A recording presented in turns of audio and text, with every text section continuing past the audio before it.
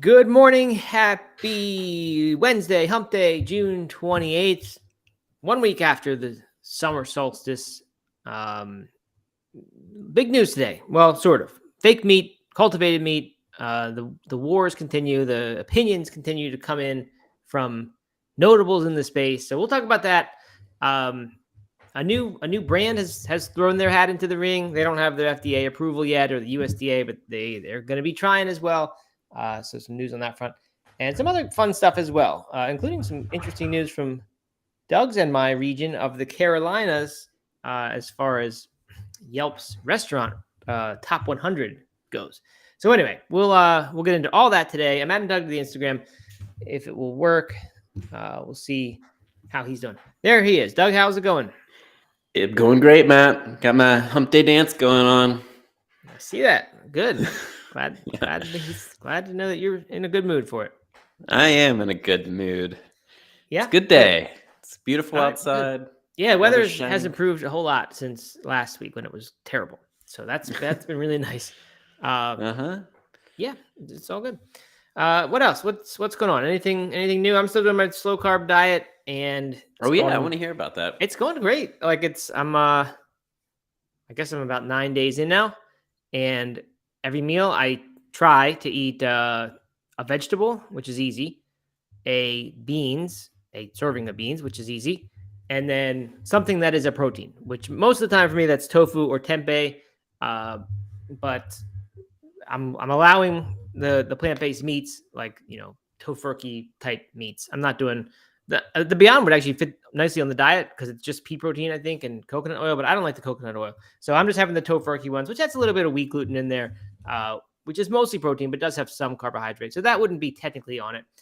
Weirdest part is no fruit, because I used to eat a ton of fruit, and yeah, I still do eat a ton of fruit, just not these 9 days, except for my cheat day. On my cheat day, I had a bunch of fruit to sort of catch up because I do think it's healthy. Oh yeah, I wanted to. Yeah, what did you have on your cheat day? Did you do the sandwich you wanted? Yes. Cuban sandwich. Yep, Cuban sandwich was the main event, and they were awesome, as you can imagine. We had some. My mom, for Aaron's birthday, because Aaron does sourdough. My mom ordered her. I think it's called Poilane. I don't know how to say it. It's a French bakery, Poilane. There's a cookbook out by them, and it's like the world's most famous bakery. So they ship their sourdoughs within 24 hours. It will arrive at your door. So my mom sent Aaron that. So we had to put it in the freezer after just a little taste. But cracked into that on Saturday. Had a bunch of that. Pan con tomate, avocado toast, just plain bread. I mean, a lot of bread was consumed on Saturday. But yeah, and then Sunday back to it. So it's actually been good, and I'm losing a lot of fat. It's working well. Like I haven't been on a diet in forever. Like I've done a bunch of like different health diet, challenges, see if something is sustainable, whatever. But like never like a diet to like get in better shape since I've been vegetarian 15 years ago.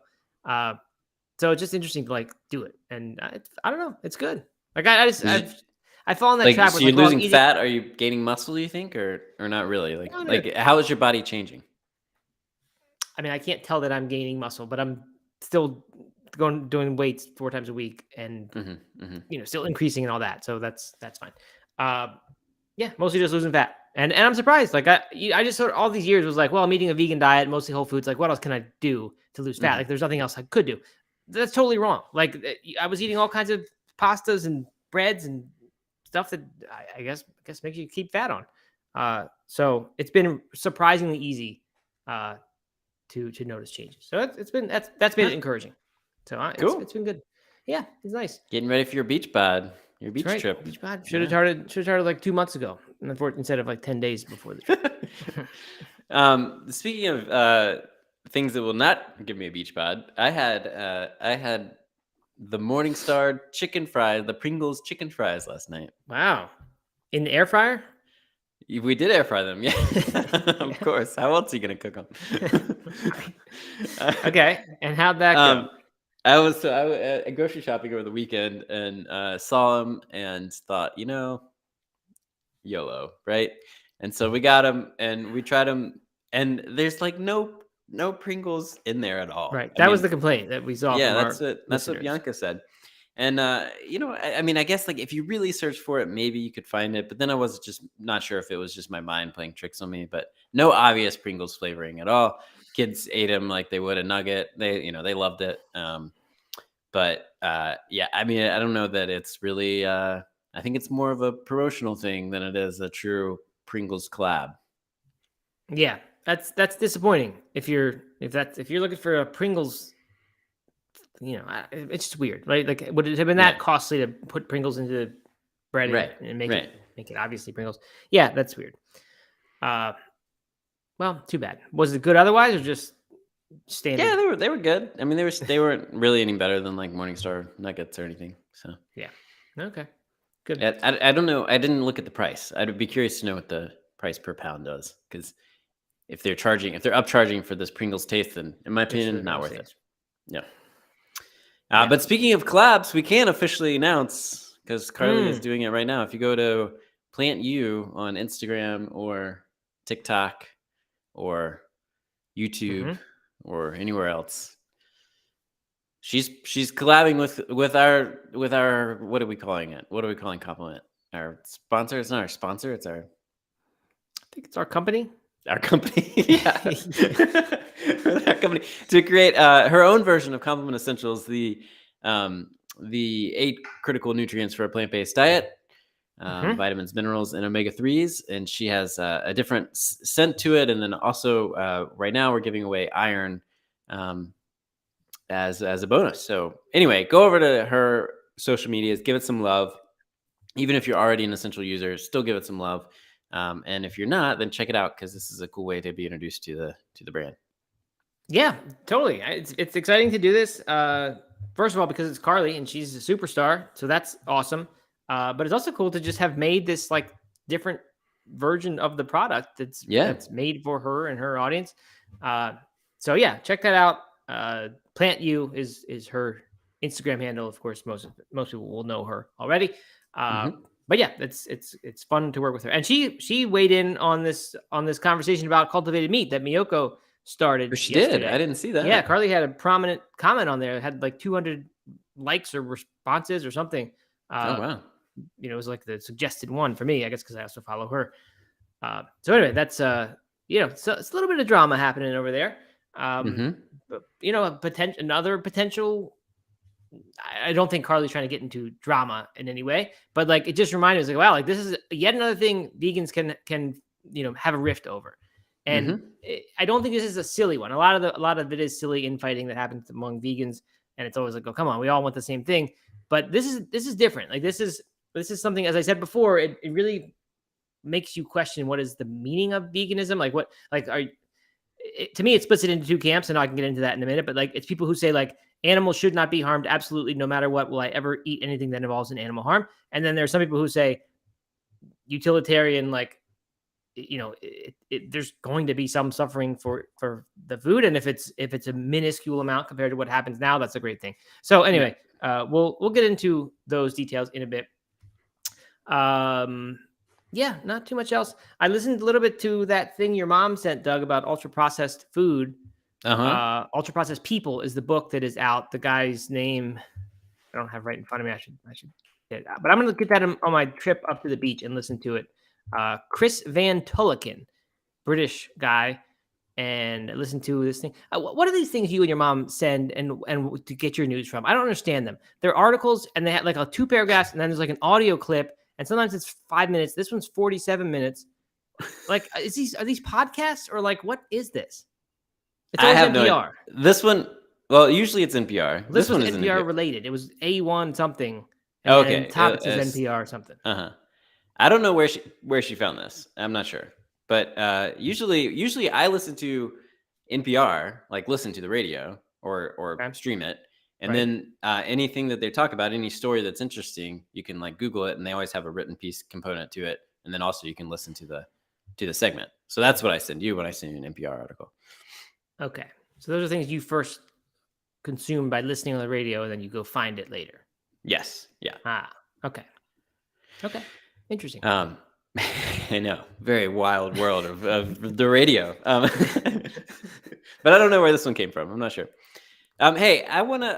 I got a message from someone I respect dearly yesterday after yesterday's tip conversation, and I wanna revisit it proper, Okay. just very Okay. briefly, Okay. and kind of emphasize 3 points that I don't know that I emphasized, but I mean, but I don't know that Is this that person everybody. a checkout person at a takeout store? Is that their job? Yes, yeah, they Okay. work in they work in the business, or used to. I don't know if they still do. Okay. But what number one, you Who's should the tip your person? Tell us who servers. the person is. No, I'm not gonna say the person. Number one, you should tip your servers, which is obvious, and Of we said course. that, Of right? course. Of course, they're underpaid, they're overworked. You Even if should they tip do a your bad job, you still leave a little tip. It's their payment for yeah, doing the right. job, in my because they're not earning anything. Uh-huh. Yes. So number one, tip your servers. Number two, go to your local coffee shop over Starbucks. Maybe. Not necessarily. I believe that one. I Okay. believe that one. And then number three, we should be pushing for in whatever way we feel appropriate. And when I say we should, you can do whatever you want to. Personally, this is something I believe. I'm not going to tell you what to believe. Whether it's through frequenting businesses that do pay fair wages, or pushing for for a higher minimum wage, or whatever it is that you can do or are interested in doing, but pushing for businesses to pay fair wages so that they're not so reliant on tips, and they're not they don't that then if someone doesn't want to tip, it's not going to ruin their day. Right. Okay. I mean, I would have thought the economic system would have handled that part. That like it will the people who the businesses that pay for good quality work, they'll end up in turn attracting more customers because their work is better. Yeah, you wouldn't think you would need to do any special effort for that, but the different philosophy, I guess. Well, but we don't know who's paying fair wages most of the time. We know there's a minimum wage that our country's voted on and decided that's fair, right? Which is grossly lower than it needs to be, right? There's Well, the minimum wage is not a living wage in most places in the United States. okay. All right. Well, yeah. I mean, I don't. You know much more about these things than I do. You're involved in politics and all that, so I'll defer to you. Anyway, I wanted to make those 3 points because I don't know that I did yesterday. Anyway, I'll leave it at that. How about that? Okay, but should we do the tips when we get the iPad turned on us in the Starbucks line? I think you shouldn't go to Starbucks. That's the point, Matt. You should go somewhere else. Okay, well, But yes, you should do the tip. I thought we whatever you I feel thought we is shouldn't do appropriate. takeout tips. No, we should do takeout tips, just not 35% default takeout tips. Okay. All right. Okay. Which $1 on top of a $2 coffee would be 50% takeout, or it was $2.80, right? So it would be a 30% default. I thought about this. Starbucks just needs to make the machine smarter so that if I order that coffee, it suggests to me a nice 30-cent option. And if I get 4 lattes, then of course $1 should be the minimum, optional tip there, and I can customize it. But that would make sense then. But it needs to adjust based on the order size. Yep. Okay. So anyway, we got some good weather report stuff today. Quite interesting, actually. I enjoyed putting this weather report together just because there were lots and lots of articles. So let's get into that, and then we'll talk cultivated meat. But actually, we will start off the weather report with cultivated meat because that's the headliner on this Wednesday, June 28th. Startup On Meat has emerged from stealth mode, and they've thrown their hat into the ring in the cultivated meat race now, arms race, whatever you call it, joining what are the two ones, Doug? Good. I don't remember. I don't know the other ones. Upstart. What are the other two? Upside Foods is one of them. Then the Just Egg Company. I think it's called Good Meat. I don't know. Good Meat. Yeah. Okay. So now there's a third. They don't have any of the approvals yet, but they're in. And the significant part of what they are doing is that they're not using the fetal bovine serum. And I'm still can't seem to get a totally clear answer, but it seems to me that even the ones who make chicken or cultivated chicken, that they still use the bovine serum as the growth medium. And for those who don't know, the serum, the part that they actually grow the cells in, that's for a little while been the most cruel part of the process because it has required killing fetuses. I thought in the last article we discovered that they weren't using that. Yeah, I'm not totally sure. I mean, there's been new methods developed. I just don't know if these two are or not. Miyoko her comment similarly wasn't totally clear as to whether or not they were. But this On Meat company, what they are doing, they have a new method. What they do, it actually uses animal plasma, which I think just means animal blood. So they take blood from a farm of cows that they have and use that to grow beef, pork, chicken, or fish. So interesting. It's kind of I guess it's temporarily a compromise between this bovine serum thing, which is not, or the fetal serum, which is not good at all, because it kills them, and something that's totally made out of plant products or whatever. And that's what we saw. That stuff was being developed, plant product growing serum, or growing medium. So anyway, it's not totally clear what all this stuff is happening, but that's their selling point, I guess, right now. And they're focusing on ground beef because that seems to be the thing that people are most interested in. So now we got a third competitor, industry starting to develop here. Yeah. They're coming out of stealth mode. I like that line. I don't know what that means. I didn't know they were in stealth mode, but maybe suddenly they were like, oh, crap, we better start doing something. Everyone's making headlines but us. Yeah, right. All right, in non-fake meat news, Yelp has put out its top 100 U.S. restaurants. And listen to this, Doug, in the Carolinas. What do you think the top restaurant in the whole Carolinas, the meat-centric barbecue land, is? You think it's your local Black Mountain Donut shop? It could be. Think it's your Trailhead restaurant? No, not Trailhead. No? No.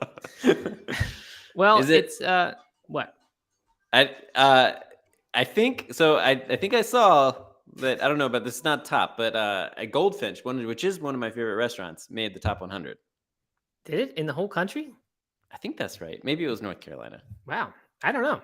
I didn't look at the list itself. I just looked at the Veg News article on said list. And the number one restaurant in the Carolinas is Durham-based restaurant Pure Soul, which is all vegan. Vegan soul food. Yeah. So if you think I'm not going there on my next trip to Raleigh for soccer, you're making a mistake, because I will definitely go there. So that will be fun. And then 74th place is called A Piece of Soul. It's in Columbia, South Carolina, another vegan soul food restaurant. I've actually been to this one. It's not much to look at from the outside at all, but it was delicious food. I just got it on the way through, not realizing that I was eating at a top 100 Yelp spot. And it was very good. And then in the Southwest, Tumerico is a vegan by default restaurant that also won top honors in the Southwest. This is your kind of food, Doug, except for the jackfruit. Jackfruit stuffed burritos and prickly pear cactus, nopalitos tacos. Doesn't say anything about putting them in an air fryer to make them extra crispy or anything like that, but it sounds like you would like the food regardless. Yes, I'm sure. All right, I'm confirming here. It is North Carolina. Okay. Top 100 and get this. A case for Black Mountain here. Yesterday we were talking about up and coming Black Mountain. Top 100 restaurants in North and South Carolina. Wow, there's got to be like 200 restaurants. Number 23, Cousins Cuban Cafe. Number 40, Goldfinch Kitchen. Number 54, Open Oven, and number 88, Blue Ridge Biscuit Company. Wow. Two of the three of those are very vegan friendly. 2 of the 4 of those are very vegan friendly. So anyway, Black Mountain's where it's at. That's all I'm saying. Yeah, definitely. There you go. And that was definitely more restaurants than Asheville had or any other city. I don't know. I'm more focused on Asheville has a bunch, yeah, including number 1. Okay, which I think was my point. Yeah. Hey, we're not Asheville. There's no doubt about that. Right. Okay. All right. Well, that's good. Glad to see that. Also, this is unrelated. In my daughter's The Week Junior, which is where I get my news primarily, my main news source. A vegan chef won I guess it's called the James Beard Best Chef Award. He runs a restaurant, co-owns a restaurant called Oyster in DC. Do you know this one, Doug, from your DC time? Oyster? Yeah, that sounds familiar. It's just one oyster, not oyster, maybe not. It might be. I don't know. Well, it's not. It's not named after oysters. It's named after oyster mushrooms. Ah. And they wait. Is it a vegan restaurant? Yeah. Oh, then no. I don't know this. No. Maybe it said vegetarian and plant based. I'm actually not sure. But anyway, I thought it was surprising. Plant based chef getting top chef in the country. That's pretty great thing. Love it. I also read in that thing two other facts I learned in that the other day. They're making mushroom leather. I don't know how this passed through my filter. Wow. Mushroom leather that heals itself in the same way that mushroom, fixes itself if it's living. Well, Wait, somehow what? the mycelium, which is the root structure, I guess they don't kill it, or maybe it never actually is living, but it just grows on its own. So you get a hole in your leather and it just heals itself right up. That seems a little weird. They do have a section that has a fake headline in it. You always got to pick out the fake one. This was not a fake headline. This was a legit, real headline. Wait, they have a section that intentionally has a fake There's headline? always one fake one in out of 4, and you got to guess it. Or the kids Oh, have that's to guess funny. it. The parents don't necessarily. So, all right. So this is real? Yeah. Look up mushroom leather heals itself or something like that. Or mushroom leather regrow. That's what I did. Okay. So that, and then yesterday, the magazine alerted me to the fact that this cultivated meat is potentially 25 times worse for the environment than regular normal meat, which was an alarming number to me. So that made me dig deeper in these articles that you and I had already planned to talk about, and found that that is the upper end of the estimates. It is possible that it's currently 25 times worse for the environment than regular meat. So we'll get there in a minute. But little plug for the Week Junior, nice neutral news source meant for kids, perfect for adults, if you ask me. Interesting that it talks about cultivated meat in there. Yeah, they have interesting things on there. I mean, I'm always surprised, and I'm telling you, they're right in the middle. You get the facts, and that's why when I got the 25 times, because that was a little bit to me a stretch, saying potentially 25 times worse. Like that's sensationalism in my opinion. And I was like, are they? Is this like a conservative magazine? They're trying to tell us that cultivated meat is bad. But I don't think it is. I think it's right in the middle. It's fair and balanced news for parents of children.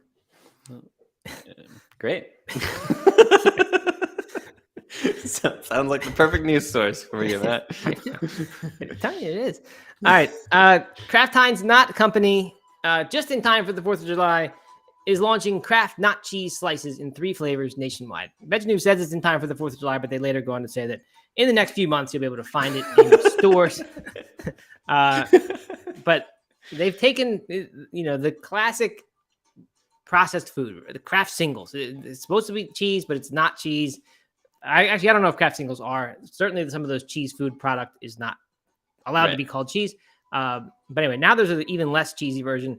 And it's made by the Not Company that we keep talking about, Notco, and Kraft Heinz, developed with a unique AI technology called Giuseppe, and made from water, coconut oil, modified cornstarch, chickpea protein. So is that any better than eating a regular piece of cheese? For suffering reasons, yes, it is. I cannot imagine that it is for your health, but do what you want. But it's vegan. Right. That's the thing. Which is the same. Are Kraft singles still individually wrapped? I would imagine that's where the singles come from. I think so. I never really thought about that. I haven't had those in a long time. But I wonder if these are going to be individually wrapped too. Those little sleeves. I don't know. That was always pretty gross. Like, did you ever eat those things just straight out of the pack? Just eat them, yeah, fold them up, and eat it? Really? Put them on a Ritz cracker. Yeah. I would fourth them and put them on a Ritz cracker. On 4 different Ritz crackers. I mean, as far as I remember, that tasted to me what vegan cheese tastes like now. Like just not like real food. Oh yeah, I mean, I'm sure. So that was my first snack that I ever learned how to make was Ritz crackers and cheese slices. I would put in the toaster and let it toast for a second. Toasting back then, huh? Oh yeah, that was yeah. You gotta have that melted cheese, man. It started at an early age, but I felt so independent. That was like me becoming. That was Doug Hay becoming a big kid. Yeah, and that's how the foundation was laid for the culinary genius that is now Doug Hay. So Kraft. So Mr. Jeffrey says, so Kraft made a cheese that's right.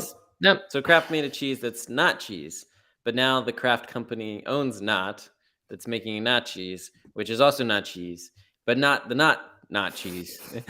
It's a lot of negatives. You just got to count them and figure out if they all cancel out and we get just cheese out of it.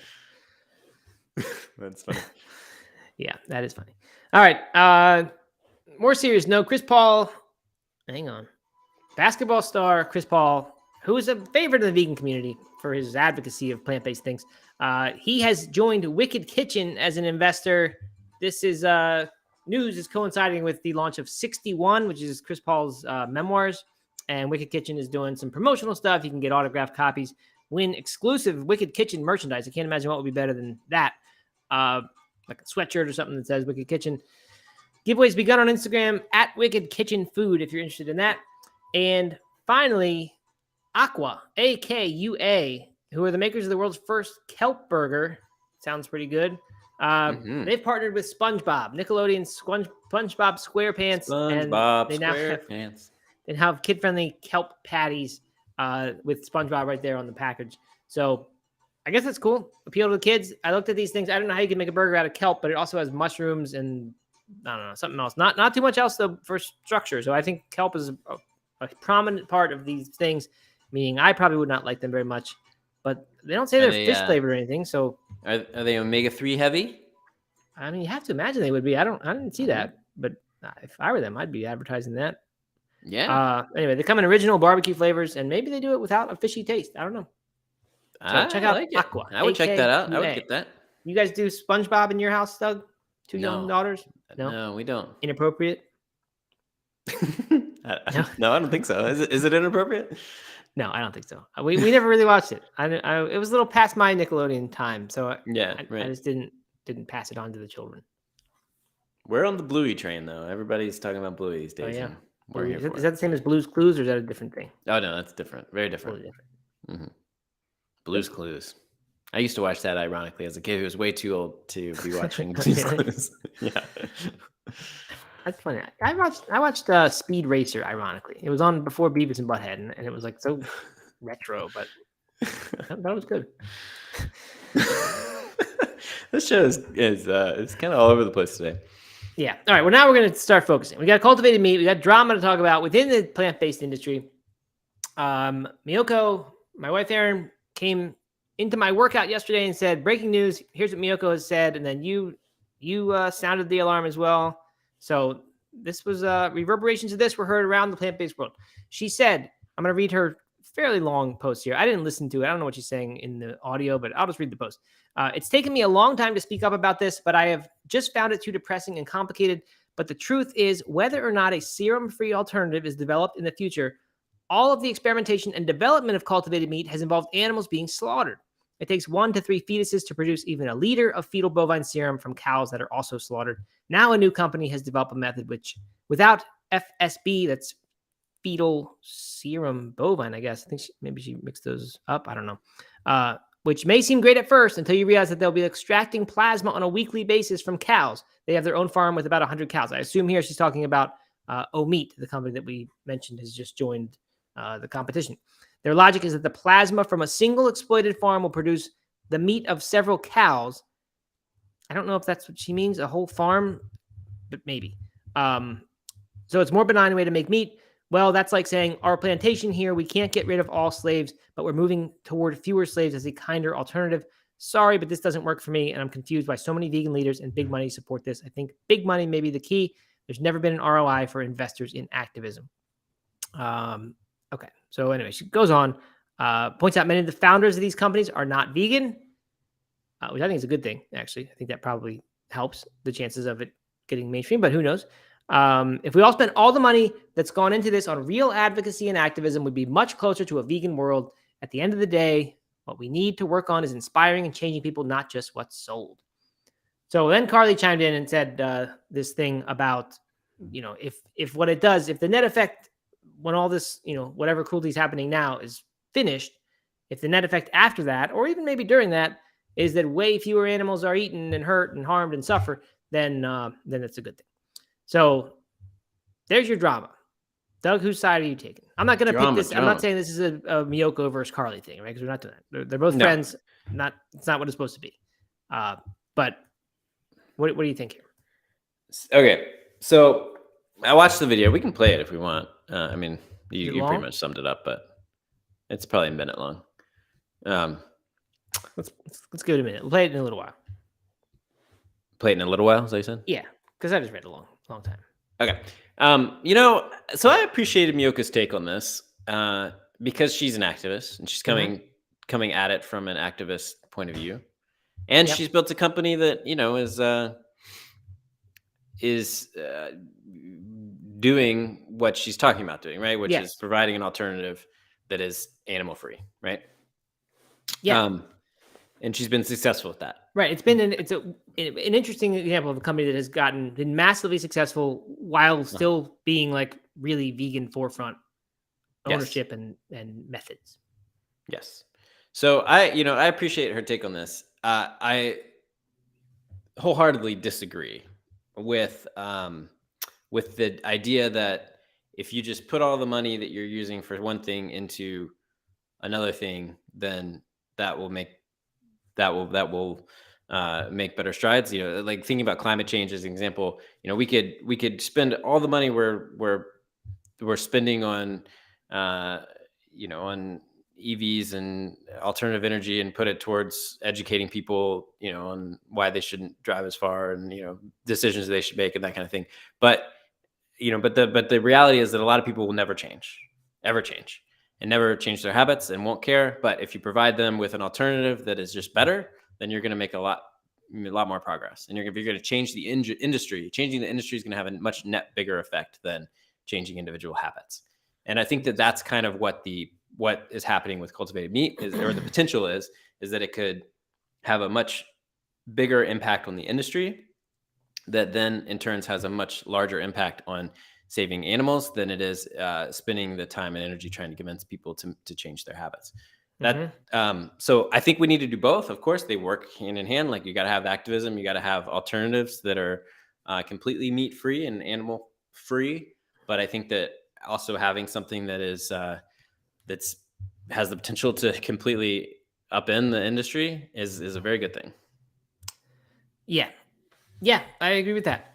I just think, like, yes, we cannot, for the reasons Miyoko says, we cannot really consider these a vegan food right now. That's right. And the more I learn about the growth medium thing, the more I think I don't actually know if I would try it yet or not. But if it's not the bovine serum, if it is actual plasma, and I don't think that's what the other companies are doing, I think I'm still okay with trying it.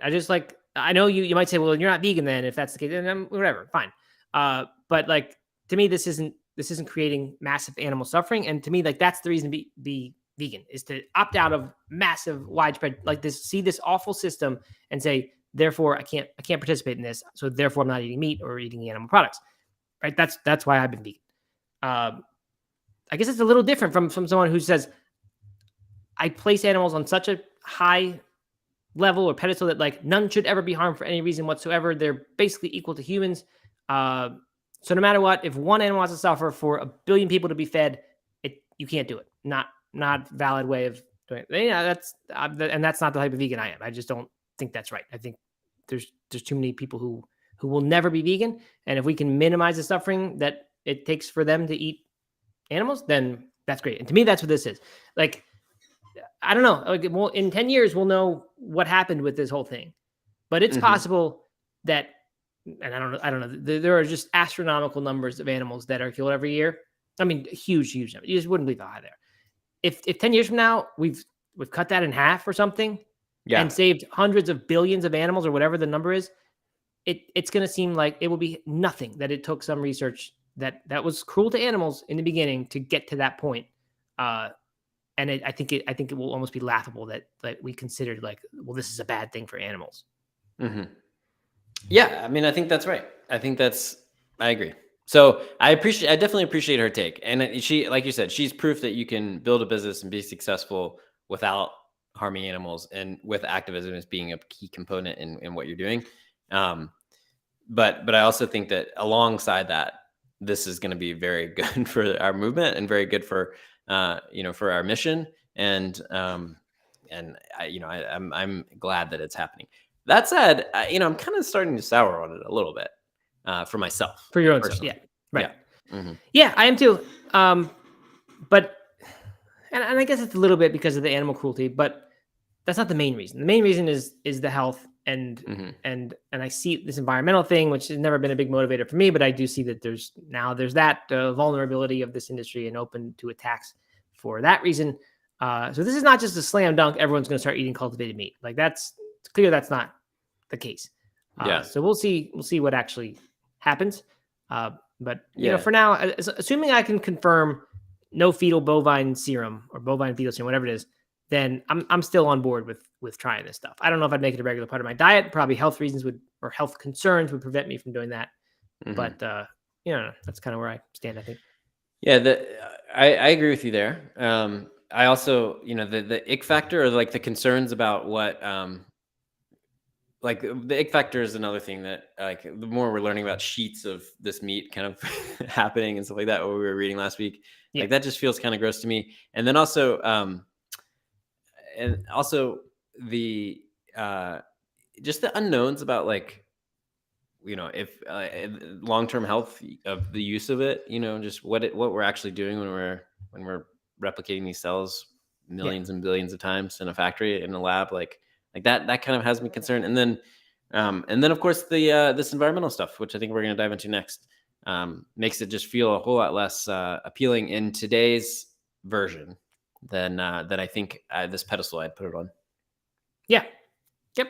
I agree with you. Should we play Miyoko's thing? Is it worth hearing? Or sure. Let's do it. Okay. All right. So if I play it, you play it. I'll unmute my mic, and then it goes into Instagram that way. Okay. Just if people could just confirm that they can hear it.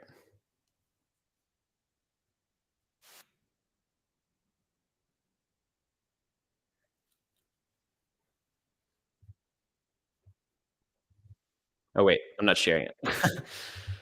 That would be why you can't hear it. Sorry about that.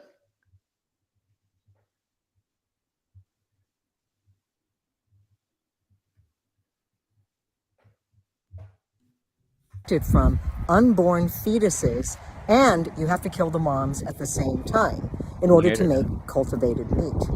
Now, this company promises that all they have to do is extract plasma from adult cows on a weekly basis to make their meat. They don't tell us how much plasma, but it's once a week, and they have their own farm with about 100 cows to start, where the cows are supposedly raised humanely and regeneratively. In other words, they're going to have an animal ag operation alongside bioreactors making meat from the withdrawn plasma. We don't know what's going to happen to the cows. They say they will keep them for life. But the issue is that the cows are still being exploited for our taste buds. I have to ask you, is this what we want as vegans? They believe this is right because it's less exploitation than what we have currently. But as far as I'm concerned, it's still exploitation, and it's giving up on humanity that humans cannot change. Whatever happened to activism and advocacy that turned all of us into vegans? Could we not put our efforts and money into that instead? So that last line, what happened to, or is giving up on humanity. I think that's the wrong way of thinking. And again, I respect the opinion for sure. But I think you got to do the two in between. Like, obviously we've had a lot of trouble convincing most of the world to go plant-based.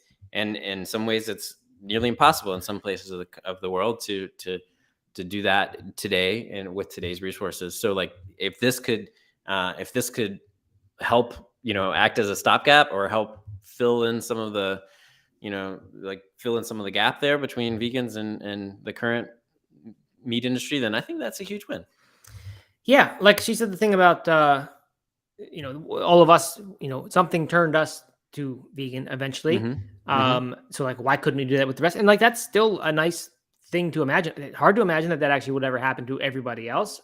But if it does, and even if we put all this money into it that went into this, it's going to take decades and decades, centuries probably, right, for that to happen.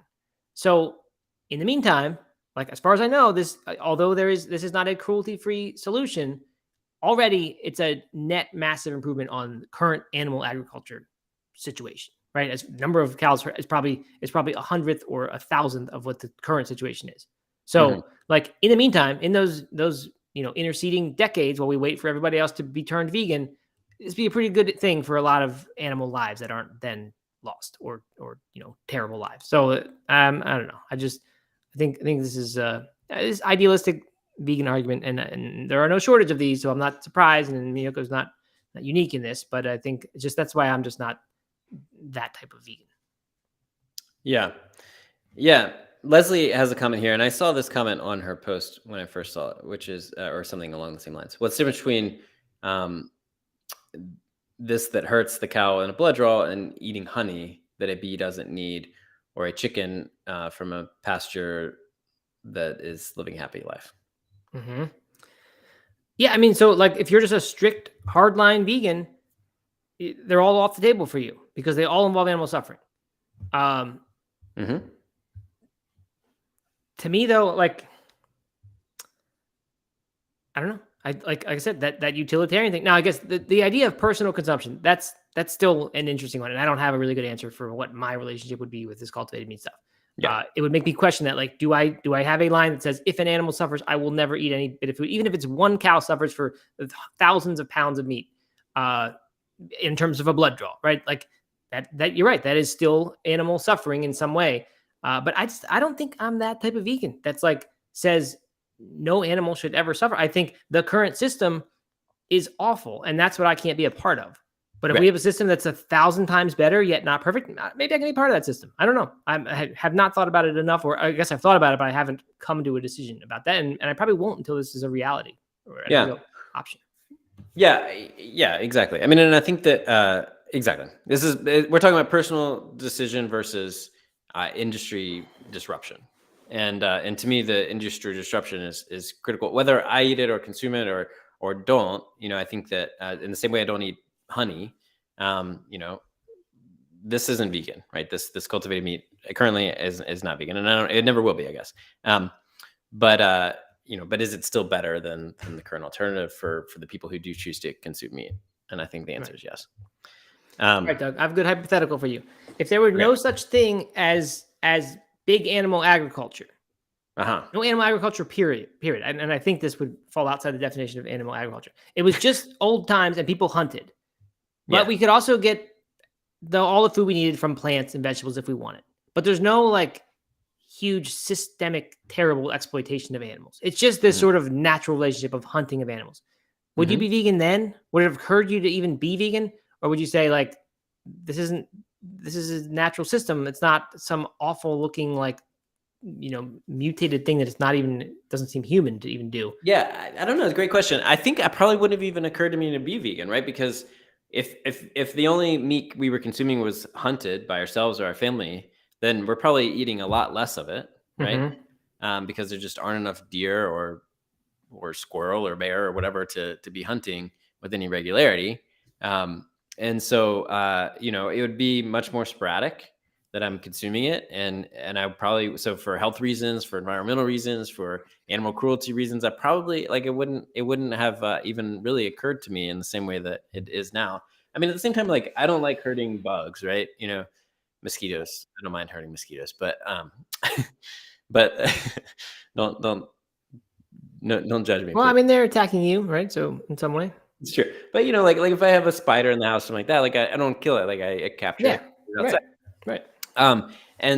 So like I have this relationship with animals, partly nurtured or like developed as I went vegan and kind of, because animal cruelty was never really a driving factor for me in the beginning. But since then it has become more of that. And so it's possible that I would have this kind of that it would extend to hunting animals and things like that. But honestly, I think it probably would have never occurred to me. Yeah, right. I think it would have occurred to me because the thing that first got me started was when I had my first dog as an adult, and I just fell in love with the animal, and I just started to think about pigs and like, wow, like how can I eat bacon when those pigs probably have a very similar experience to what this dog had, not the quality of their life, but like their ability to perceive and to feel. And I just would look in his eyes and say, how could I eat that? So I'm not going to do that anymore. But then I think it that was the initial driver, but that wasn't enough for me to like do it. I had to like see the movies and the awfulness that happened to animals. And that's when I said, I'm out of this system. I'm not being a part of this. But without that, if it were only happening on a small scale, I might've always thought about it and felt a little bit strange, or maybe just felt reverence and like kind of the way that I think is the natural way to eat. If you find people who aren't part of a society that does what ours does now about animals, where like it's this great form of respect, like an animal died for you to be eating it and you just respect it. So I think, probably I would have gone that direction. Yeah, No, yeah. I mean, maybe. Like, hunting has never been appealing to me, pre-vegan or not. The thought of just kind of disrupting a deer's life, but maybe that's in part because you can, you don't have to hunt to, like, Right. you can disassociate with the process by just going to the grocery store. Yeah. But so if that was the only way you got meat was to actually go out and kill it, then I don't know. The hypotheticals are tough, but but it would be different. It would be very different if there was no such thing as animal agriculture. Yeah. Okay. So let's just quickly. Oh, what do you got? I was just going to call out that quite a few comments saying that they will not try this for a variety of reasons, from ick to just gross, never tried it. Not vegan, never want to try it. So, yeah. All right. Do we want to talk about the environment real quick? Let's just hit these quickly. There's not that much to say. The news is that it may not actually be, at least yet, better for the environment. This UC Davis study is the one that is cited by all the articles.